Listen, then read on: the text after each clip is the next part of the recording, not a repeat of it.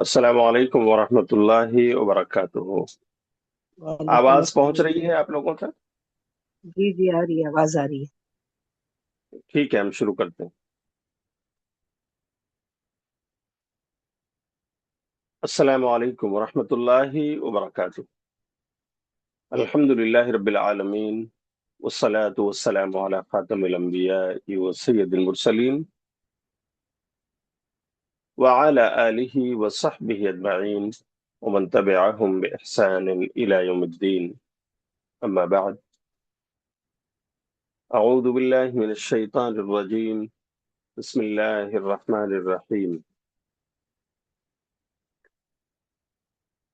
فلا وربك لا يؤمنون حتى يحكموك فيما شجر بينهم ثم لا يجدوا في أنفسهم حرجا مما قضيت ويسلموا تسليما۔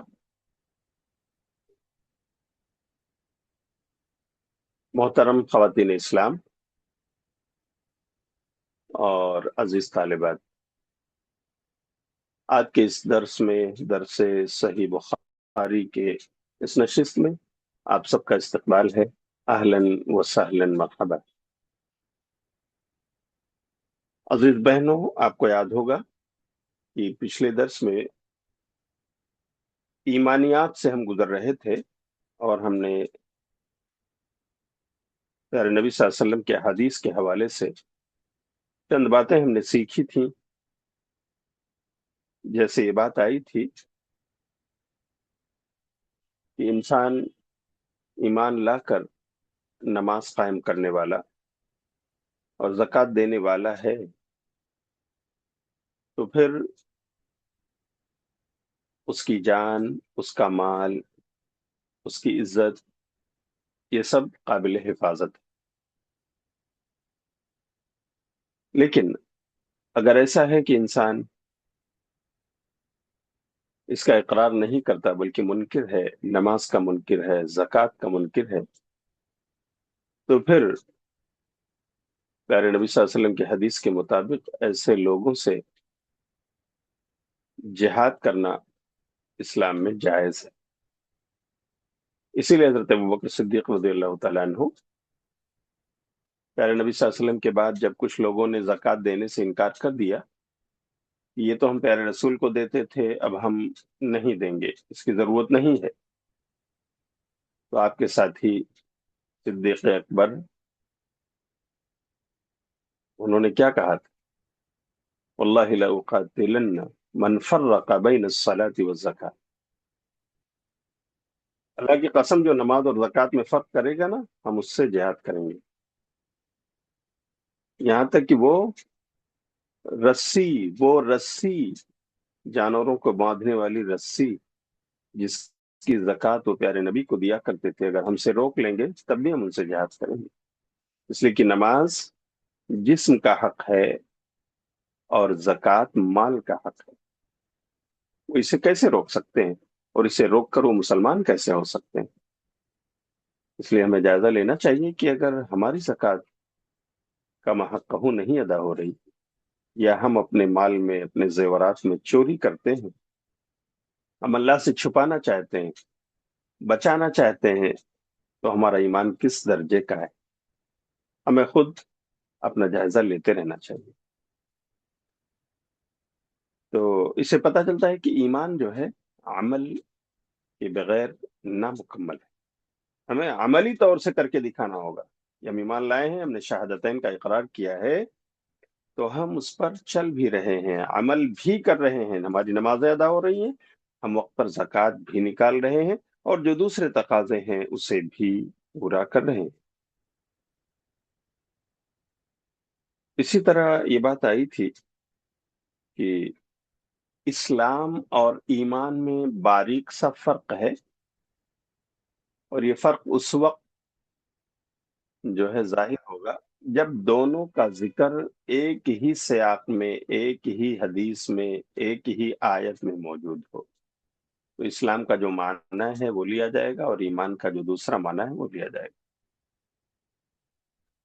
ہاں، جیسے اسلام کا مطلب ہے استسلام، یعنی سرنڈر کر دینا اپنے آپ، جو اللہ کا قانون ہے اس کے سامنے جھکا دینا کہ اللہ ہم مانتے ہیں ظاہر میں.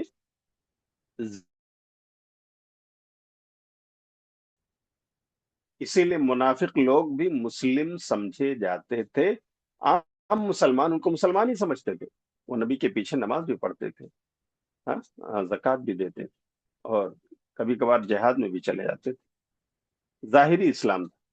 تو اسلام ظاہر پہ حکم لگاتا ہے کہ انہوں نے اطاعت قبول کر لی, اللہ کے قانون کو مان لیا. اور ایمان کسے کہتے ہیں؟ جو دل میں اتر جائے, دل میں جو گھر کر جائے, بیٹھ جائے, ہمارا دل بھی اس کی تصدیق کر رہا ہو جو زبان بول رہی ہے, تو یہی ایمان ہے جو صحابہ کرام کے اندر ہم اچھی طرح سے دیکھ رہے ہیں کہ کتنے پکے سچے مومن تھے وہ, کہ جو زبان پہ تھا وہی دل میں تھا, کوئی فرق نہیں. جبکہ منافقوں کے ہاں جو بات زبان پہ تھی وہ دل میں نہیں تھی, اسی لیے وہ مسلمان تھے, مومن نہیں تھے. جی. مسلمانوں کے قبرستان میں دفنایا گیا, ظاہری اطاعت قبول کی انہوں نے, مسلمان بنے لیکن مومن نہیں ہو سکے. یہ اسلام ان کے دل میں نہیں اتر سکا. لیکن جب کبھی اسلام اکیلے ذکر ہو تو اس میں ایمان بھی داخل ہے, اور جب کبھی ایمان کا اکیلے ذکر ہو تو اس میں اسلام بھی داخل ہے. لیکن جب ایک ہی جگہ ایک ہی سیاق میں دونوں کا ذکر کیا جائے تو پھر وہاں وہ جو باریک سا فرق ہے کہ اسلام ظاہری اطاعت کا نام ہے اور ایمان جو دل میں بیٹھ جائے, تو یہ فرق ہمیں ملحوظ رکھنا پڑے گا. جی. اللہ ہم سب کو پکا سچا مومن بننے کی توفیق عطا فرمائے. اس کا مطلب یہ ہوا کہ ہر مومن مسلمان ہے, لیکن ہر مسلمان سچا مومن نہیں ہے نا. جیسے منافق مسلمان تھے لیکن مومن نہ بن سکے, لیکن صحابہ کرام جو مومن تھے سچے پکے, وہ مسلمان بھی ہیں. اس پر کسی کو کوئی اعتراض نہیں ہے. آج ہمارے سامنے جو باب ہے خواتین اسلام, وہ ہے باب کفران العشیر و کفر دون کفر, کہ شوہر کی ناشکری بھی کفر ہے, لیکن کفر اور کفر میں فرق ہے. یہ باب ہے, یعنی ایک کفر دوسرے کفر سے چھوٹا ہوتا ہے یا ایک کفر دوسرے کفر سے بڑا ہوتا ہے, یہ بیان. یعنی جیسے شرک, شرک اصغر ہے, شرک اکبر ہے نا. ایسے ہی کفر میں بھی کفر چھوٹا کفر اور بڑا کفر ایسا ہے. دیکھیے حدیث میں پڑھتا ہوں, پھر انشاءاللہ ہم اس کی شرح میں اسے سمجھیں گے. یہ حدیث اس کتاب کے صفحہ نمبر 97 پر ہے, 97 نمبر پیج, اور باب نمبر چیپٹر نمبر 17 نمبر, اور حدیث نمبر ہے 27 نمبر کی حدیث ہے. اس 27 نمبر کی حدیث کے راوی حضرت ابن عباس رضی اللہ تعالیٰ عنہ, عن ابن عباس رضی اللہ عنہما قال, حضرت عبداللہ بن عباس رضی اللہ تعالیٰ عنہ راوی حدیث ہیں, اور یہ وہ راوی حدیث ہیں, یہ وہ صحابی رسول ہیں جن کا ایک مشہور لقب ہے حبر الامہ, یعنی امت کے بڑے عالم دین. یہ مفسر قرآن تھے. حالانکہ پیارے نبی صلی اللہ علیہ وسلم کی وفات کے وقت ان کی پوری ٹوٹل عمر صرف 13 سال تھی. کتنے بڑے تھے؟ 13 سال کے تھے. لیکن پیارے نبی نے ان کے لیے دعا فرمائی. یہ ہجرت سے 3 سال پہلے پیدا ہوئے, اور نبی صلی اللہ علیہ وسلم مدینے میں آئے تو صرف 10 سال زندہ رہے.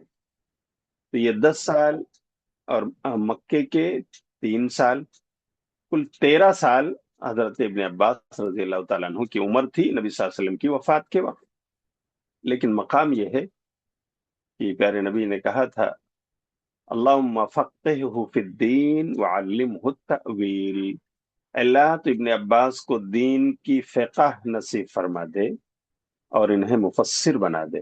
वअल्लिमहु التأویل یعنی التفسیر، انہیں تفسیر کا علم دے دیں۔ تو صحابہ بیان کرتے ہیں کہ پیارے نبی صلی اللہ علیہ وسلم کی وفات کے بعد ابن عباس مسجد نبوی میں بیٹھتے تھے اس کے صحن میں، اور درس قرآن دیتے تھے۔ لوگ آ کر آپ سے تفسیر پڑھتے تھے، سمجھتے تھے۔ آج الحمدللہ تفسیر ابن عباس چھپ چکی ہے، بعض مکتبوں میں، بعض لائبریریوں میں، جو ہے یہ تفسیر ابن عباس 2 یا 3 جلدوں میں چھپ کر کے آ گئی ہے عربی زبان میں۔ اس کا ترجمہ ہوا کہ نہیں مجھے نہیں معلوم، لیکن تفسیر ابن عباس یہ ماشاءاللہ پرنٹ ہو چکی ہے۔ تو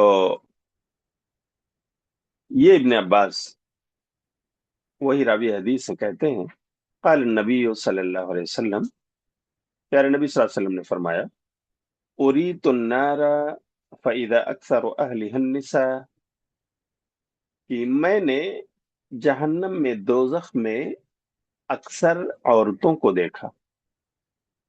اللہ اکبر۔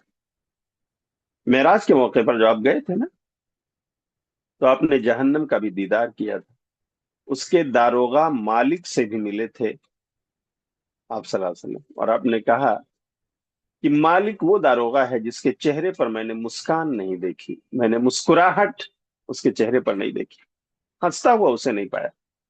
جہنم کا داروغہ ہے، کیسے ہنسے گا وہ؟ تو پیارے نبی صلی اللہ علیہ وسلم کہتے ہیں کہ میں نے جہنم میں اکثر عورتوں کو دیکھا، یکفرنا، کیونکہ وہ کفر کرتی ہیں۔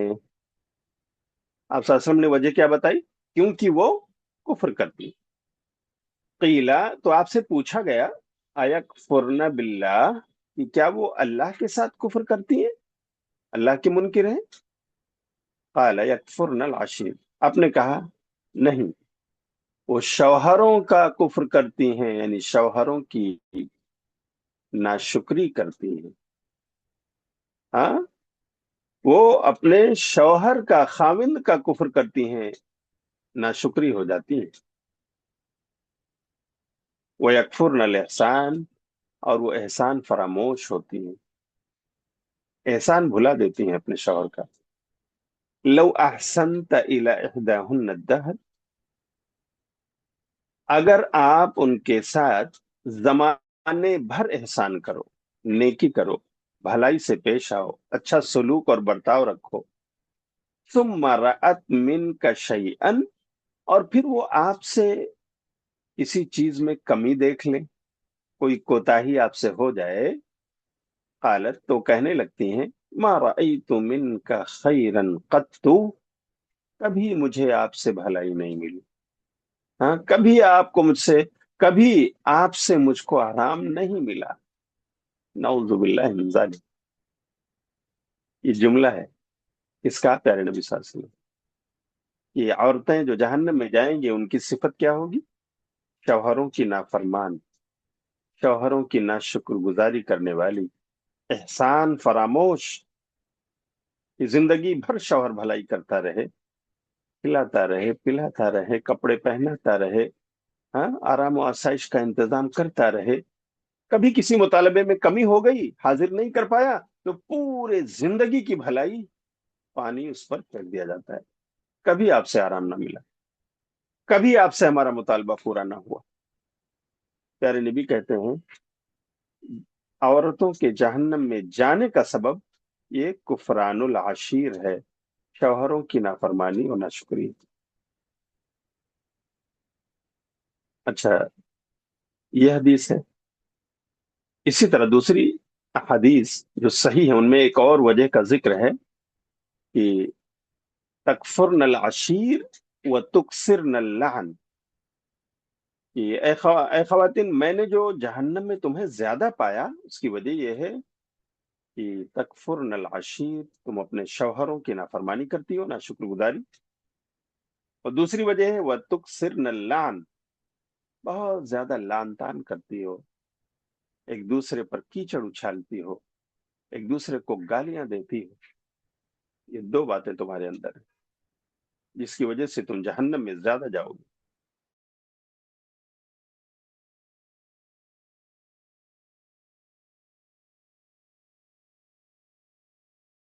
کیا ہم ان خواتین میں سے ہیں یا ہم اپنی اصلاح کر چکے ہیں؟ ہاں، اللہ کے بندوں کے ساتھ آپ خیر خواہی کریں، احسان فراموشی نہ کریں، اپنے شوہروں کی ناقدری نہ کریں، ان کی کمائی ہوئی روزی زیادہ ہے تو بھی اللہ کا شکر، کم ہے تو بھی شکر گزار بن جائیے، اللہ اسی میں برکتوں سے نوازے گا، یہی آپ کے لیے جنت کا سامان ہے۔ شادی شدہ خاتون کی جنت شوہر کی اطاعت کے بغیر ممکن نہیں۔ شادی شدہ خاتون کی جنت کا راستہ شوہر کے چوکھٹ سے ہو کر گزرتا ہے، اس بات کو آپ نوٹ کر لیں۔ ہاں، اپنے شوہر کی جو بھی کمائی ہے وہی اللہ کی مرضی ہے، وہی اس کی تقدیر ہے، آپ اسے لعن طعن نہ کریں کہ کماتے ہی کتنا ہو، ہاں، اور اسے شرم نہ دلائیں۔ کون سا شوہر ہے جو اپنے بال بچوں کو خوش نہ رکھنا چاہتا ہو؟ ہاں، جو اپنے بچوں کی کلکاریاں نہ سننا چاہتا ہو، جو اپنے بیوی کے لبوں پر مسکراہٹیں نہ چاہتا ہو؟ کون سا شوہر ہے دنیا کا، بتائیے؟ لیکن جو روزی ہے اس کی وہی ملتی ہے، اگر اسے وہ لے کر اپنے گھر آتا ہے تو آپ اپنی ڈیمانڈز اسی کے دائرے میں رکھیے کہ میرا شوہر میرے لیے کیا کر سکتا ہے، میں کیا اس سے مانگ سکتی ہوں، میرے شوہر کے جیب میں، اس کی تجوری میں کیا کچھ ہے میں جانتی ہوں۔ اگر آپ ایسا کرتی ہیں، اللہ کی قسم ایک جنتی خاتون کی پہچان ہے آپ کے اندر۔ اور اگر آپ دنیا والوں کو دیکھ کر کہ دیکھو پڑوسن کو اتنا ملتا ہے، اتنے سونے پہن کر وہ آتی جاتی ہے، ہاں، اس کے کپڑے دیکھو ہزاروں کے ہیں، ہاں، اس کی بائک دیکھو، اس کی فور ویلر دیکھو، کبھی اپنے شوہر کی قدر آپ کو نہیں ہوگی۔ چھوڑ دیجئے اس کام کو، چھوڑ دیجئے اس راستے کو، یہ نافرمانی اور ناشکری کا راستہ ہے کہ آپ دوسروں کو دیکھیں، آپ پڑوسن کو دیکھیں کہ وہ کیا پہنتی ہے، وہ کیسے رہتی ہے، ہاں، آپ آپ اپنے آپ کو دیکھیے، اپنے شوہر کو دیکھیے، اس کی کمائی کو دیکھیے، اور اس دائرے میں رہ کر اپنے آپ کو خوش رکھیے، اللہ کا شکر ادا کیجئے کہ میں ان سے بہتر ہوں جو آج فٹ پاتھوں پر پڑے، کبھی دو وقت کی روٹی مل گئی تو مل گئی، نہیں تو وہ بھی نہیں، فٹ پاتھوں پر سو رہے ہیں۔ بتائیے کیا ہم اور آپ ان سے بہتر نہیں؟ کتنے لوگ ہیں جو آج غزہ کی سرزمین میں، دنیا کے مختلف ممالک میں فاقہ کشی کر رہے ہیں، کیا ہم اور آپ ان سے بہتر نہیں ہیں؟ اگر ہم ایسا کرتی ہیں، کیا یہ اللہ کی ناشکری اور اپنے شوہر کی ناشکری نہیں؟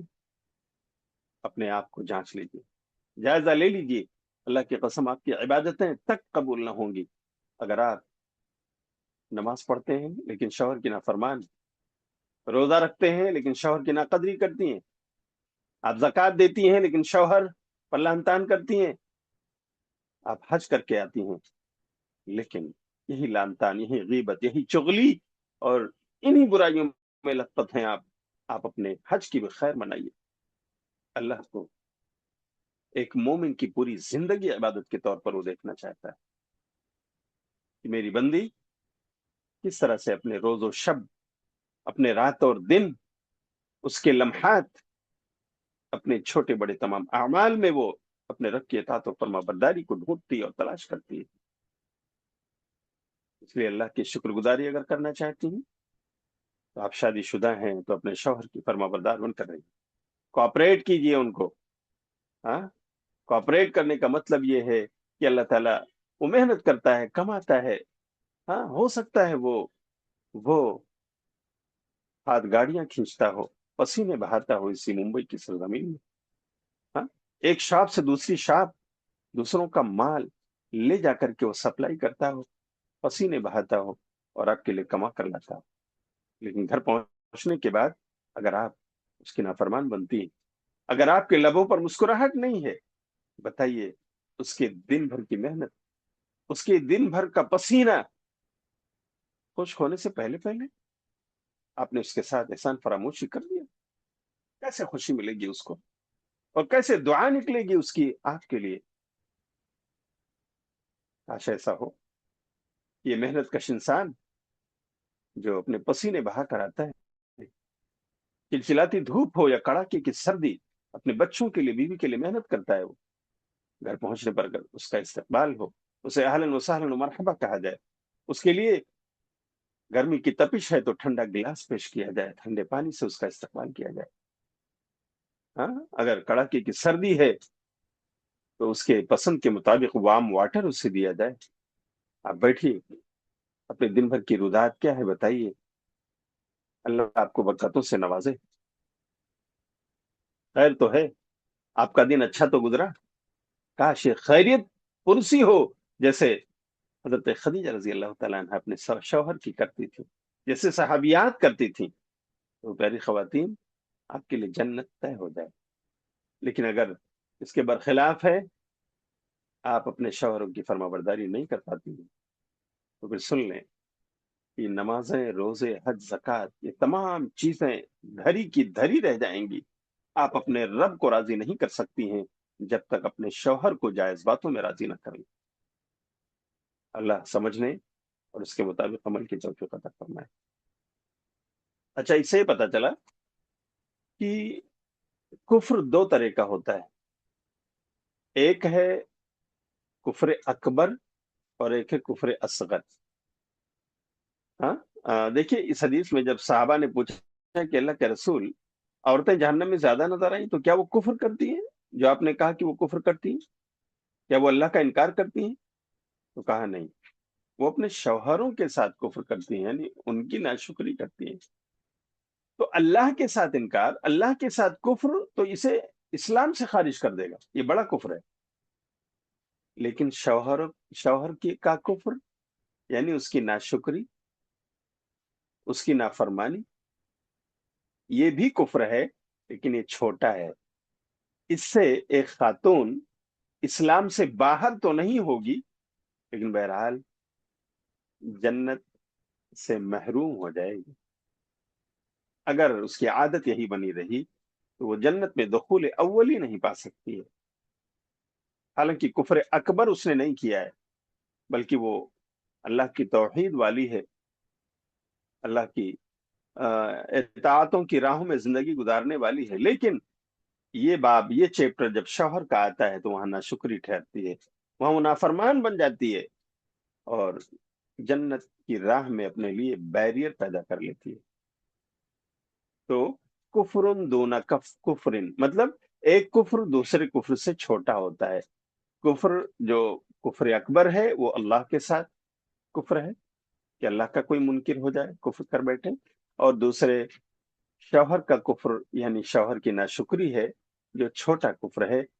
ये इंसान को इस्लाम से खारिज नहीं करता, लेकिन जन्नत की राह में बैरियर बन जाता है, डिवाइडर बन जाता है, और इस तरह से इंसान जन्नत से महरूम हो जाता है।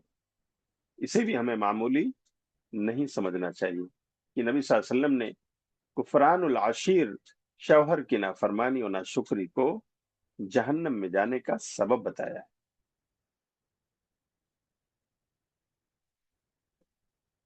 बाबुल मआसी मिन अम्र जाहिलिया वला युकफ्फरु साहिबुहा बिर्तिकाबिहा इल्ला बिश्रक। ये दूसरा बाब है, बाब नंबर 18। इसका मतलब है कि गुनाह ये जाहिलियत के काम हैं। अलमासी नाफरमानी, गुनाह, मासी ये जमा है मासियतुन की। मासियतुन गुनाह, नाफरमानी का काम, और उसकी जमा है मासी, बहुत सारे नाफरमानी के काम। मिन अमरिल जाहिलिया, ये जाहिलियत के काम है गुनाह। वला युकफ्फरु साहिबुहा, हाँ, लेकिन इनका मुर्तकिब जो होगा वो काफिर नहीं होता। इल्ला बिशिर्क, हाँ, मगर ये कि कोई शिरक कर बैठे। हाँ, शिरक का मुर्तकिब हो जाए, अल्लाह के साथ किसी और को शरीक करने लगे, तो वो दायरे कुफ्र में चला जाता है, मुशरिक बन जाता है वो। लेकिन शिरक नहीं है, दूसरे और गुनाह कर रहा है वो, तो ये गुनाह उसको इस्लाम से खारिज नहीं करते, उसे काफिर नहीं बनाते। हाँ, अलबत्ता गुनाह जरूर है। تو اس سے پتہ چلتا ہے کہ گناہوں میں بھی مراتب ہیں، درجات ہیں۔ ہاں، کچھ ایسے گناہ ہیں جن کا کرنے والا اسلام سے نکل کر کفر کے دائرے میں چلا جاتا ہے، اور کچھ ایسے گناہ ہیں کہ جن کے کرنے سے آدمی کافر تو نہیں ہوتا، لیکن بہرحال وہ بڑا مجرم ہے اللہ کی نظر میں، گناہ کبیرہ کیا ہے اس نے۔ جی، جیسے دیکھیے، شرک یہ گناہ عظیم ہے، اکبر الکبائر ہے، بڑے بڑے گناہوں میں سے بھی سب سے بڑا ہے۔ ظاہر بات ہے شرک کرنے والا وہ دار اسلام میں کیسے بچے گا، نکل جاتا ہے۔ لیکن اس کے علاوہ جو اور دوسرے گناہ ہیں، گناہ کبیرہ ایک بڑی لسٹ ہے ان کی، اگر وہ گناہ آدمی سے سرزد ہو جاتے ہیں، مرد سے یا خاتون سے، تو وہ انسان اسلام سے باہر نہیں جاتا، لیکن مجرم ضرور ہو جاتا ہے اللہ کی نظر میں۔ یہ مطلب ہے اس باب کا۔ آئیے حدیث پڑھتے ہیں۔ عن ابی ذر رضی اللہ عنہ قال، حضرت ابو ذر غفاری رضی اللہ تعالیٰ عنہ سے روایت۔ ابو ذر غفاری نبی صلی اللہ علیہ وسلم کے بڑے پیارے صحابی ہیں، بہت ساری احادیث کے راوی ہیں۔ ہاں، عرب خاندان کے گورے چٹے انسان ہیں۔ ہاں، وہ راوی حدیث کہتے ہیں، ساببت رجلا فعیرته بأمی، کہ میں نے ایک آدمی کو گالی دی تو میں نے اسے اس کی ماں کے ذریعے سے عار دلایا، میں نے اسے اس کی ماں کا طعنہ دیا۔ فقال علی النبی صلی اللہ علیہ وسلم، تو پیارے نبی صلی اللہ علیہ وسلم نے مجھ سے کہا، یا ابا ذر، اے ابو ذر، اعیرتہ بأمیہ، کیا آپ نے اس انسان کو اس کی ماں کا طعنہ دیا ہے؟ آپ نے ماں کے ساتھ آپ نے اس کو گالی دی ہے؟ انک امرؤ فیک جاہلیہ، تم تو ایسے انسان ہو جس میں زمانے جاہلیت زمانے جاہلیت کا اثر باقی ہے۔ ابو ذر، یہ زمانے جاہلیت کے کام ہیں اور آج بھی تم میں اس کا اثر باقی ہے۔ سنو، اخوانکم خوالکم، تمہارے جو غلام ہیں نا، یہ تمہارے بھائی ہیں۔ جعلہم اللہ تحت ایدیکم، انہیں اللہ نے تمہارے ماتحت کر دیا ہے، تمہارے ہاتھوں کے نیچے کر دیا ہے، یعنی تمہارے ماتحت ہیں یہ، تمہارا حکم سنتے ہیں، تمہارا کام کرتے ہیں، غلام ہیں، لیکن یہ تمہارے بھائی ہیں، مسلمان بھائی۔ فمن کان اخوہ تحت یدہ، تو وہ انسان کی جس کے ماتحت کوئی بھائی ہو، فلیطعمہ مما یأکل، تو اسے چاہیے کہ اس کو کھلائے جو وہ خود کھاتا ہے، وَلْيُلْبِسْهُ مِمَّا يَلْبَسْ، اور اسے پہنائے جو وہ خود پہنتا ہے، جو پہنتا ہے ویسا اسے بھی پہنائے۔ وَلَا تُكَلِّفُوهُمْ وَلَا تُكَلِّفُوهُمْ مَا يَغْلِبُهُمْ، اور انہیں اس کا مکلف مت بناؤ جس کی انہیں طاقت نہ ہو، اور وہ مغلوب ہو جائیں، ہار جائیں، تھک جائیں، ایسے کام کا مکلف انہیں نہ بناؤ، یعنی زیادہ بوجھ ان پر مت ڈالو۔ فَإِن كَلَّفْتُمُوهُمْ فَأَعِينُوهُمْ، اور اگر تم انہیں کام کے لیے کہو تو تم ان کی مدد کرو، ان کا ہاتھ بٹاؤ۔ سبحان اللہ، کیا بہترین تعلیمات ہیں۔ ہاں، اگر اس پر عمل کیا جائے تو ایک انسانی معاشرہ اور سماج خوشیوں کی بانسری بجائے، گھروں میں خوشحالی کی بہاریں آئیں، لیکن آج ہمارے معاشرے میں اس کے خلاف ہو رہا ہے۔ یہاں پر کون سے گناہ کا ذکر ہے نبی صلی اللہ علیہ وسلم نے جس کا تذکرہ یہاں پر کیا ہے؟ وہ یہ کہ ایک شخص نے دوسرے کو تانا دیا، گالی دی۔ گالی بھی گناہ ہے۔ یہ واقعہ جانتے ہیں کس کا ہے؟ یہ واقعہ حضرت ابو ذر غفاری اور پیارے نبی صلی اللہ علیہ وسلم کے دوسرے صحابی حضرت بلال کا ہے، ہاں، جس کی تفصیل دوسری جگہوں پر موجود ہے۔ صحیح بخاری کے اندر کئی روایتیں آئی ہیں، یہاں مختصر صحیح بخاری میں امام بخاری نے اس روایت کو نقل کیا ہے اختصار میں۔ تو واقعہ یہ ہے کہ ایک مرتبہ میٹنگ ہو رہی تھی، اور کسی بات پر حضرت بلال نے ابو ذر غفاری کو کچھ سمجھایا کہ اس کو ایسا نہیں، ایسا کرنا چاہیے آپ کو ابو ذر. تو ابو ذر رضی اللہ تعالیٰ عنہ کو برا لگ گیا. ہاں. اور ان کی قبیلے والی غیرت جاگ گئی. جیسے آج کل ہوتا ہے نا بہت سارے لوگ کہ میں تو چودھری صاحب ہوں، میں تو خان صاحب ہوں، میں تو پٹھان صاحب ہوں، میں یہ ہوں، میں وہ ہوں، تم کون ہو، تمہاری ایسی اور تیسی. ہے نا، آج کل ہوتا ہے بہت زیادہ. لوگ اپنے قبیلے اور خاندان پر اتراتے اور دوسروں کو حقیر سمجھتے ہیں، کمتر سمجھتے ہیں، جو بالکل زمانے جاہلیت والی چیز ہے. یہ سب اسلام نے اسے ختم کر دیا ہے. اس نے تو ہمیں کنبے قبیلے میں اس لیے بانٹا ہے تاکہ ہم ایک دوسرے کو پہچانیں. فلاں خاندان اور فلاں خاندان، اتنی سی بات ہے. باقی ہماری شادیاں بھی ایک دوسرے سے ہو سکتی ہیں. ہاں. ہم ایک دوسرے سے اپنے تجارتی رشتے بھی قائم کر سکتے ہیں. ہاں، تمام چیزیں ہیں. اللہ نے یہ راستے کھلے رکھے ہیں، اور یہی انسانی رواداری اور اسلامی بھائی چارہ کا تقاضا ہے. لیکن ہوا یہ کہ جب بلال نے سمجھایا ابو ذر غفاری رضی اللہ عنہ کو، تو ان کو برا لگ گیا کہ ارے، یہ کالا کلوٹا انسان مجھے سمجھانے ہے، ایک غلام مجھے سمجھانے ہے. نعوذ باللہ من ذالک. تو یہ بات جو ہے، ان کی قبائلی غیرت جاگ گئی اس پر. قبیلے والی غیرت، اسلامی غیرت نہیں، قبیلے والی غیرت. ہاں، اسلام نے جس کو سپورٹ نہیں کیا ہے.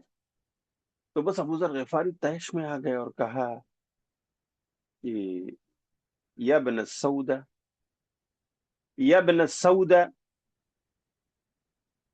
اے کالی عورت کے بیٹے، تم مجھے سمجھانے آئے ہو. کیا کہا؟ اے کالی عورت کے بیٹے. تانا دے دیا انہوں نے ان کی ماں کو. ان کی ماں کے حوالے سے ان کو گویا تانا دیا حضرت ابو ذر غفاری نے. ابو ذر غفاری گورے چٹے انسان تھے، عرب خاندان کے تھے، قبیلے کے تھے. اور بلال رضی اللہ تعالیٰ عنہ کالے کلوٹے تھے. ہاں، حبشہ کے تھے، ایتھوپیا کے تھے. آئے تھے، نبی صلی اللہ علیہ وسلم پر ایمان لائے. اور حضرت ابو بکر صدیق رضی اللہ تعالیٰ عنہ نے انہیں خرید کر کے ان کے آقا سے، ان کے سید سے خرید کر ان کو آزاد کر دیا تھا کہ اب تم مومن ہو تو تم آزاد ہو کر اللہ کی عبادت کرو. پھر نبی صلی اللہ علیہ وسلم کے خادم بنے رہے حضرت بلال. تو یہی بلال ہیں جو پیارے نبی کے مؤذن بنے، مؤذن مسجد نبوی. یہی بلال ہیں جنہوں نے خانہ کعبہ کے چھت پر چڑھ کر کے اذان دی ہے. یہ شرف اگر کسی کو ملا ہے تو وہ حضرت بلال رضی اللہ تعالیٰ عنہ ہے. وہی بلال کہ پیارے نبی جب معراج کو جاتے ہیں تو کہتے ہیں کہ یہاں تو بلال کے چلنے کی آواز آ رہی ہے، ان کے کھڑاؤں کی، ان کے سلیپر کی آواز میں سن رہا ہوں. یعنی بلال جنتی ہے. وہ بلال، سبحان اللہ. اللہ کے ہاں رنگ اور نسل کی کوئی قیمت نہیں اگر عمل ہمارا ساتھ نہ دے. خواتین اسلام، اسے نوٹ کر لیں. ہمارا خاندان ہمیں نہیں بچا سکتا، ہمارا رنگ و روپ ہمیں جہنم سے نہیں بچا سکتا اگر ہمارا عمل ساتھ نہ دے رہا. کریڈٹ عمل کو جاتا ہے. ہمیں اپنے اعمال کو سدھارنا ہے. اللہ نے ہمیں اچھی شکل و صورت عطا کی ہے، اللہ کی شکر گزاری کیجیے، اپنے اعمال کو سدھاریے. اللہ نے دوسرے سے ہمیں شکل و صورت میں کم بنایا ہے. بہت ممکن ہے کہ سیرت و کردار میں آپ بہت سارے خوبصورت لوگوں سے آگے نکل جائیں. اور اصل خوبصورتی تو سیرت و کردار کی خوبصورتی ہے، انسان کے کیریکٹر کی خوبصورتی ہے. ایک شاعر کہتا ہے کہ خوبصورت چند روزہ، خوب سیرت مستقل. خوبصورت چند روزہ، جوانی ہے تب تک خوبصورتی ہے، بڑھاپا سب پہ آنا ہے. خوبصورت چند روزہ اور خوب سیرت مستقل، اس سے خوش ہوتی ہیں آنکھیں، اس سے خوش ہوتا ہے دل. سیرت و کردار کو اچھا بنائیے، آپ اپنے شوہر کی نگاہ میں بھی اچھی بن جائیں گی. آپ کا سیرت و کردار اگر اچھا ہے، آپ کے سانولے پن کو، آپ کے کالے پن کو بھی ہاں آپ کا شوہر برداشت کرے گا. آپ کو احترام اور عزت کی نگاہوں سے دیکھے گا. اپنے سیرت و کردار کو اچھا بنا لیجیے. سبحان اللہ. یہ ہے پیارے بلال. ان کو حضرت ابو ذر غفاری رضی اللہ تعالی آ، انہوں نے تانا دے دیا کہ تم کالی عورت کے بیٹے ہو. آج کل آپ اندازہ کریں کہ کتنا ایسا ہوتا ہے، مذاق مذاق میں لوگوں کو بول دیتے ہیں اور ہم اس کو سیریس لیتے ہی نہیں. یہ تو کالیا ہے، وہ تو فلاں ہے، یہ فلاں ہے، ایسا ہے. لیکن یہاں پر جس جرم کا ذکر ہو رہا ہے وہ یہ کہ ابو ذر غفاری نے تانا دیا اور کہا تم کالی عورت کے بیٹے، تمہاری ماں کالی تم کالے. گالی ہے. تو نبی صلی اللہ علیہ وسلم نے پوچھا اعیرتہ بأمی، کہ ابو ذر آپ نے بلال کو ان کی ماں کا تانا دیا ہے؟ ان کمر انفی کا جاہلیہ، ہاں تم میں تو زمانے جاہلیت کا اثر باقی ہے. یہ ساری چیزیں تو جاہلیت کی تھیں جو اسلام نے ختم کر دیا ہے، اور آج بھی تم اسی دلدل میں پھنسے ہوئے ہو. جاہلیت کی غیرت تمہارے اندر جاگ گئی اور تم نے بلال کو ان کی ماں کو تانا دے دیا. ہاں، اللہ اکبر. پھر آپ صلی اللہ علیہ وسلم نے کتنے پیار سے سمجھایا ہے کہ دیکھو یہ غلام اگر ہے نا تمہارے، یہ تمہارے بھائی اسلام اور ایمان والے ہیں نا، بھائی ہیں تمہارے. اللہ نے اگر انہیں تمہارے ماتحت کر دیا ہے تو ان کے حقوق ہیں، اسے ادا کرو. سنو، اگر تمہارے ماتحت کوئی ہے تو اسے کھلاؤ جو تم خود کھاتے ہو، نعمتوں کو اسے بھی دو، اور انہیں پہناؤ جو تم پہنتے ہو اس انداز کا. یہ ہے اسلام، یہ ہے مساوات، یہ ہے عدل اور انصاف جو اسلام نے جس کی تعلیم و تلقین کی ہے. اچھا، یہاں پر تو نہیں، لیکن دوسری حدیث جو صحیح بخاری میں ہے اور بعض دیگر کتب میں اس میں موجود ہے کہ نبی صلی اللہ علیہ وسلم کے سمجھانے کے بعد ابو ذر غفاری اتنا شرمندہ ہوئے، اتنا شرمندہ ہوئے کہ آپ کی عدالت سے باہر گئے اور چٹیل میدان ہے، مٹی ہے، اسی پر لیٹ گئے، اپنے چہرے کو زمین سے لگا دیا اور کہا بلال، میرے بھائی بلال، آؤ آؤ. یہ ہے ابو ذر، اس کے چہرے پر اپنی جوتیاں رکھ کر اسے رون دو تاکہ اس کو سمجھ میں آئے کہ یہ ہے کون. آؤ بلال، جب تک تم اپنے پیروں کو رکھ کر ابو ذر کے چہرے کو نہیں رون دو گے تب تک یہ ابو ذر زمین سے نہیں اٹھے گا. اللہ اکبر. یہ ہے احساس جو ابو ذر غفاری کو احساس ہوا، اپنے آپ کو زمین کے حوالے کر دیا کہ بلال، میں نے، میرے غرور نے مجھے اکسایا، میرے قبیلے کی غیرت نے مجھے للکارا جو بالکل اسلام کے خلاف ہے. مجھے شرمندہ ہو. آؤ بلال میرے بھائی، آؤ، سب اپنے بند انہی پیروں کو آ کر کے میرے چہرے پر رکھو اور مجھے روند ڈالو تاکہ مجھے احساس ہو کہ میں کون ہوں، میں نے کیا جرم کیا ہے. بلال رضی اللہ تعالیٰ عنہ نے دیکھا اتنے شرمندہ ہیں، آئے اور اپنے بھائی کو اٹھایا، اپنے بھائی کو پکڑا اور کہا ابو ذر اٹھو، اٹھو، میں نے تمہیں معاف کر دیا. اے ابو ذر اٹھو، میں نے تمہیں معاف کیا میرے بھائی. دونوں گلے لگ گئے، لپٹ گئے. یہ صحابہ کرام تھے. اس سے جرم تو ہوتا تھا کبھی کبھار، اس لیے کہ انسان تھے، بشر تھے، اور یہ نسیان، یہ بھول اور چوک ان کے یہاں بھی پائی جاتی تھی. خطائیں سرزد ان سے بھی ہوئی ہیں، کبھی کبھی تو گناہ کبیرہ بھی بعض صحابہ سے ہوئے ہیں. لیکن اللہ کے وہ بندے ایسے تھے، کبھی بھی انہوں نے اس پر اصرار نہ کیا، کبھی بھی انہوں نے اس پر ہمیشگی نہیں جتلائی، بلکہ فوراً احساس جرم نے ستایا اور انہوں نے توبہ کر لی. تو اس طرح سے ابو ذر غفاری سے جو جرم ہوا تھا وہ یہی کہ ان کی ماں کا تانا دیا تھا. ہاں؟ پیارے نبی صلی اللہ علیہ وسلم نے ان کو سمجھایا اور اس طرح سے دونوں نے ایک دوسرے سے معافی تلافی کر لی. امام بخاری بتانا چاہتے ہیں کہ دیکھو یہ گناہ ہے، کسی کو اس کی ماں کا تانا دینا گناہ ہے، لیکن یہ گناہ ایسا نہیں ہے کہ اسلام کے دائرے سے آدمی خارج ہو جائے، نہیں، بلکہ انسان مجرم ہے، گنہگار ہے، لیکن وہ مسلمان. یہ گناہ ہے لیکن شرک جیسا نہیں. شرک اگر کوئی کرتا ہے تو وہ اسلام کے دائرے سے خارج ہو جاتا ہے. تو بتانا یہ چاہتے ہیں امام بخاری کہ یقیناً یہ تانا دینا، لان تان کرنا، ہاں یہ گناہ کبیرہ ہیں، زمانہ جاہلیت کے کام ہیں، لیکن اس کے باوجود انسان اگر اس کا مرتکب ہو، وہ اسلام سے خارج نہیں ہوتا ہے۔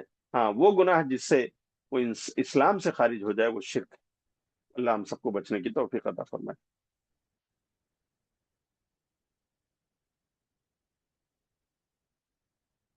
اور آج کل دیکھیے اس میں یہ بھی ہے کہ انہیں ایسے کام کا مکلف نہ بناؤ، ایسے کاموں کا حکم نہ دو کہ جو ان کے بس میں نہ ہو، بیچارے نہ کر پائیں۔ اور اگر تم انہیں کسی ایسے کام کا حکم دیتے ہو تو ان کی مدد کرو، ان کا ہاتھ بٹاؤ، پیارے نبی صلی اللہ علیہ وسلم۔ خواتین آپ مجھے بتائیں، میرے ذہن میں ایک بات آ رہی ہے۔ آج بہت سارے گھروں میں ماشاءاللہ دولت اللہ نے دی ہے، ہاں شوہر اچھا کماتا ہے، اچھا کھلاتا ہے پلاتا ہے، اس نے گھر میں ہوم میڈ بھی رکھا ہوا ہے، کوئی خاتون آتی ہے، ہاں آپ کا برتن صاف کرتی ہے، آپ کے فلیٹ کو جو ہے پوچھا مارتی ہے، صاف کرتی ہے، آپ کے کپڑے دھوتی ہے، کام کرتی ہے، لیکن ابھی وہ آپ کے سیلری، آپ کی سیلری لیتی ہے، اپنا وقت دیتی ہے، آپ کی خدمت کرتی ہے، اور جو سیلری فکس ہے آپ اسے دیتی ہے۔ ان کے آپ نے کبھی محسوس کیا کہ آج وہ خاتون بیمار لگ رہی ہے، آ تو گئی ہے کہ بیچاری کو اس کی سیلری لینا ہے، غریب گھر کی ہے، بچوں والی ہے، تو آؤ چلو آج تھوڑا سا میں ہاتھ بٹا لوں، ہاں وہ بیمار ہے، بیمار ہونے کے باوجود وہ ہماری خدمت کو آئی، کیا یہ ہمیں سوچ نہیں رکھنا چاہیے؟ کر سکتے ہیں ایسا کرنا، اس سے ہم چھوٹے نہیں ہوں گے۔ اللہ کی قسم یہ وہ صفت ہے نا جو ایک سچی پکی مومنہ اور مسلمہ کے اندر ہونا چاہیے۔ ایسا کر کے ہاں آپ اسے، اس کے دل کو جیت سکتی ہیں۔ ساری چیز پیسہ نہیں ہوتی، پیسے سے کہیں بڑا آپ کا اخلاق ہے، آپ کا کردار ہے، آپ کی سیرت ہے۔ آپ چاہیں تو اسے چھٹی بھی دے سکتی ہیں کہ ٹھیک ہے آج آپ کی طبیعت ٹھیک نہیں ہے، آپ آرام کر لو، آج ہم اور ہماری بیٹیاں ہم لوگ گھر سنبھال لیں گے، چلیے آج میں ایک دن تو کر ہی سکتی ہوں، ہاں میرے شوہر کا گھر ہے، ساری آسائشیں انہوں نے ہمارے لیے مہیا کی ہیں، میں آج اپنا کچن سنبھال سکتی ہوں۔ ہونا چاہیے اس طرح کی رحمدلی اگر ہمارے اندر ہوگی، اللہ تعالیٰ ہم پر رحم فرمائے گا۔ ہاں یہی تو مطلب ہے نا، یہ لوگوں ارحموا من فی الارض یرحمکم من فی السماء، اہل زمین پر رحم سے کام لو، مہربان بنو، اللہ تم پر مہربان بن جائے گا، کرو مہربانی تم اہل زمین پر، خدا مہرباں ہوگا عرش بری پر۔ تو خواتین اسلام، کبھی کبھی ہوتا ہے نا کہ ہم لوگ، ارے ہمارے گھر میں بہت پیسے ہیں، ہمارے شوہر کی بزنس بڑی ہے، ہاں یا ہمارے ابو بہت کماتے ہیں، وغیرہ وغیرہ، ہمارے بھائی بہت لے کر آتے ہیں، تو بس ہمیں اپنے مال کا نشہ، ہمیں اپنی دولت کا نشہ، ہم کسی کو خاطر میں نہیں لاتے۔ کوئی مزدور خاتون کام کرتی ہے، ہاں تو ہم اسے ڈانٹتے ہیں، ہاں کبھی کبھی نعوذ باللہ کچھ لوگ ہاتھ اٹھا دیتے ہیں، ہاں یہ سب غیر اسلامی حرکتیں ہیں، ان کے ساتھ بھی رحمت اور مہربانی سے پیش آئیے، اچھا اخلاق پیش کیجیے، جیسے پیارے نبی نے حضرت انس کے ساتھ، حضرت بلال کے ساتھ، ہاں حضرت زید بن حارثہ کے ساتھ، ان کے بیٹے اسامہ بن زید کے ساتھ، یہ سب آپ کے خادم ہیں، لیکن گواہی کیا دیتے ہیں؟ سبحان اللہ، پیارے انس کہتے ہیں خدم تو رسول اللہ صلی اللہ علیہ وسلم 10 سنین، میں نے پیارے نبی کی خدمت 10 سالوں تک کی ہے، کیونکہ یہی 10 سال مدینے میں نبی صلی اللہ علیہ وسلم زندہ تھے، اور وہ پورے 10 سال ہاں حضرت انس کی والدہ نے لا کے دے دیا تھا، میرا بیٹا اللہ کے رسول اسے اپنا خادم بنا لیجیے۔ 10 سال تک انس نے خدمت کی، وہ کہتے ہیں کہ 10 سال تک خدمت کرنے کے بعد میں نے ہاں پیارے نبی صلی اللہ علیہ وسلم کی زبان سے کبھی نہیں سنا کہ اے انس تم نے ایسا کیوں کر دیا، یا اے انس تم نے یہ کام کیوں نہیں کیا۔ یہ پیارے نبی کے اخلاق کی گواہی کون دے رہا ہے؟ نبی کا خادم، نبی کا صحابی، نبی کے ساتھ رہنے والا، یہی تو ہے نا۔ زید بن حارثہ آتے ہیں، ان کے نبی صلی اللہ علیہ وسلم کی بیوی خدیجہ انہیں گفٹ کر دیتی ہیں کہ اللہ کرے اے میرے سرتاج، یہ اچھا ہونہار خوبرو ذہین و فطین غلام ہے، میں آپ کو ہدیہ دے رہی ہوں۔ پیارے نبی صلی اللہ علیہ وسلم زید بن حارثہ کو آزاد کرتے ہیں اور اپنے خدمت میں رکھ لیتے ہیں۔ زید بن حارثہ کے بارے میں ان کے والدین کو پتہ چلتا ہے، کیونکہ زید تو غلام بنا کر کے لا کر مکے کے بازار میں بیچ دیے گئے تھے، ان کو خریدا گیا تھا۔ حکیم بن حزام نے لے جا کر اپنی پھوپھی خدیجہ کو خرید کر دے دیا تھا، حضرت خدیجہ نے نبی صلی اللہ علیہ وسلم کو گفٹ کر دیا تھا۔ جب پتہ چلا زید کے گھر والوں کو، تو ان کے ابا حارثہ، ان کے چچا کعب اور ان کے بھائی جبلہ بن حارثہ، یہ سب لوگ مکے آئے چل کر کے کہ یہ میرا بیٹا ہے، میرا بھتیجا ہے، میرا بھائی ہے، ہمیں واپس کر دیجئے، آپ کو جو منہ مانگی قیمت چاہیے آپ لے لیجئے اے محمد صلی اللہ علیہ وسلم، ہم آپ کو قیمت پے کر دیں گے، ہمارا بھائی، ہمارا بھتیجا، ہمارا بیٹا، ہمیں واپس کر دیجیے۔ نبی نے کہا ٹھیک ہے، اگر یہ جانا چاہیں تو آپ لے جاؤ، ہمیں آپ سے ایک کوڑی بھی نہیں چاہیے، ایک روپیہ بھی ہمیں نہیں چاہیے، اگر یہ جانا چاہتے ہیں تو لے جائیے، آپ ان کے رشتے دار ہیں، آپ ان کے باپ ہیں۔ تو کیا کہا تھا زید نے؟ واللہ لا اختار علیک احدا یا رسول اللہ، اللہ کے رسول، آپ کے ہوتے ہوئے کسی اور کے ساتھ میں چلا جاؤں نہیں ہو سکتا، میں آپ کے ساتھ رہوں گا۔ اپنے باپ سے دوری کی، اپنے بھائی سے دوری، اپنے چچا سے دوری کی قربانی میں پیش کروں گا، لیکن ساتھ آپ کے رہوں گا۔ کیوں ایسا ہے؟ اس لیے کہ نبی کے اخلاق ایسے ہیں، ہم سب انہی کے امتی ہیں، ہم مرد ہوں یا خواتین، اللہ نے ہم سب کو پیارے نبی کا امتی ہونے کا، بننے کا شرف عطا فرمایا ہے۔ ہمارے اخلاق پیارے نبی سے ملنا چاہیے نا، مل رہے ہیں؟ ہم بھی اپنے ماتحتوں کے ساتھ مہربانی اور رحم دلی سے پیش آ رہے ہیں؟ آنا چاہیے۔ کبھی کبھار ضرورت پڑے تو ان بیچاری مزدور خواتین، ہاں، کہ بیمار بچے، ان کا میڈیکل بل پے کرنا ہے، کر دیجیے۔ ان کا شوہر بیمار رہتا ہے، اس کا بل دے دیجیے۔ ان کے بچے پڑھنے جاتے ہیں، فیس بھرنے کی بات آئی ہے، دے دیجیے۔ دعائیں دیں گے وہ اور ان کے بچے آپ کو۔ عید اور بقرعید آتی ہے، وہ سال بھر آپ کے یہاں کام کرتی ہیں، کبھی ان کے بچوں کا کپڑا بنوا دیجیے۔ ہاں، اس خاتون کو بھی نیا جوڑا دے دیجیے، کتنی دعائیں ملیں گی۔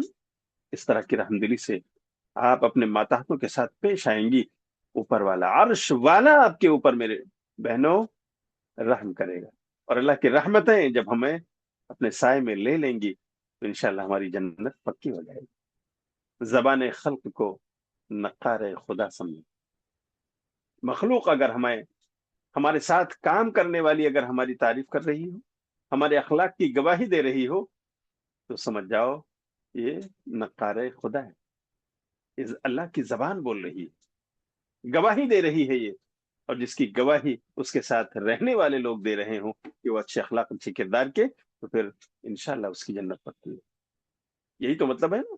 پیارے نبی صلی اللہ علیہ وسلم کے پاس ایک خاتون کا ذکر آیا کہ اللہ کے رسول یہ بہت روزے نماز کرتی ہے، بہت، ہاں، یہ ہے تہجد گزار ہے، نفلی نمازیں بھی پڑھتی ہے، لیکن نہ اس کے گھر والے خوش ہیں، نہ اس کے رشتہ دار خوش ہیں، نہ پڑوسی خوش ہیں، بڑی بدزبان ہے یہ، لوگ اس کے شر سے بچنا چاہتے ہیں۔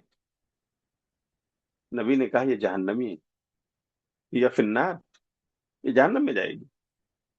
اور دوسری عورت کا ذکر ہوا، اللہ کے رسول وہ بہت زیادہ نفلی عبادتیں تو نہیں کرتی، لیکن فرائض، فرض نمازیں، فرض روزے، ہاں، جو بھی فرائض ہیں وہ ادا کرتی ہے، بہت زیادہ نوافل وغیرہ تو نہیں پڑھ پاتی، لیکن اس کا اخلاق ایسا ہے کہ وہ جو خاتون ایک بار اس سے ملے تو اس کا دل وہ موہ لیتی ہے، ہاں، وہ اس سے بار بار ملنا چاہتی ہے، رشتے دار اس سے بہت خوش ہیں، اس کے گھر والے اس سے بہت خوش ہیں، ہاں، اس کی پڑوسن اس سے بہت خوش ہیں، بڑے اچھے اخلاق اور کردار والی۔ پیارے نبی نے کیا کہا؟ یہ من اہل الجنہ، جنتی خاتون ہے۔ پیاری بہنوں، اخلاق اور سیرت یہ اصل میں وہ چیز ہے جس پر ہم دھیان نہیں دیتے، لیکن اس کا ویلو آپ جانتی ہیں؟ یہ نماز، یہ روزہ، یہ حج، یہ زکوٰۃ، ہاں، یہ توحید، یہ تو پلر ہیں، پلر آف اسلام۔ اس کے بغیر تو ہمارے اسلام کا، ایمان کا تصور ہی نہیں۔ لیکن یہ جو پلر ہے نا، ان کے اوپر کی جو چھت ہے وہ کیا ہے جانتی ہے؟ ہمارے اخلاق اور کردار ہے، ہماری اچھی سیرت ہے جو اس پلر کے اوپر کا چھت ہے۔ بتائیے اگر یہ پلر کھڑا ہو اور اس کے اوپر چھت نہ ہو، سائبان ملے گا؟ سایہ ملے گا؟ نہیں ملے گا۔ اس لیے پیارے نبی صلی اللہ علیہ وسلم سے جب پوچھا کہ اللہ کے رسول بھلائی کیا ہے، نیکی کیا ہے، برائی کیا ہے، تو آپ نے کیا کہا تھا؟ البر حسن الخلق، بھلائی نام ہے اچھے اخلاق کا۔ تو عزیز طالبات اور معزز خواتین اسلام، اخلاق و کردار کو سنواریے۔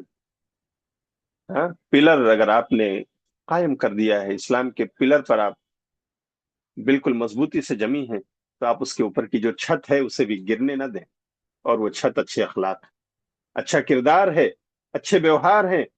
اللہ تعالی ہمیں اسے بھی قائم رکھنے کی توفیق عطا فرمائے۔ جی پیاری بہنوں، یہ اس حدیث کا خلاصہ ہے۔ اس کے بعد ہے باب نمبر 19، لیکن وقت ہو گیا ہے، اس لیے میں یہیں پر رکتا ہوں۔ اب اگر ایک دو سوال ہیں تو آپ لوگ کر لیں، میں آج 2 سوال کی اجازت دوں گا، اس کے بعد مجھے کہیں نکلنا ہے۔ جی بہنوں، اب آپ سوالات کر سکتے ہیں۔ السلام علیکم ورحمۃ اللہ وبرکاتہ۔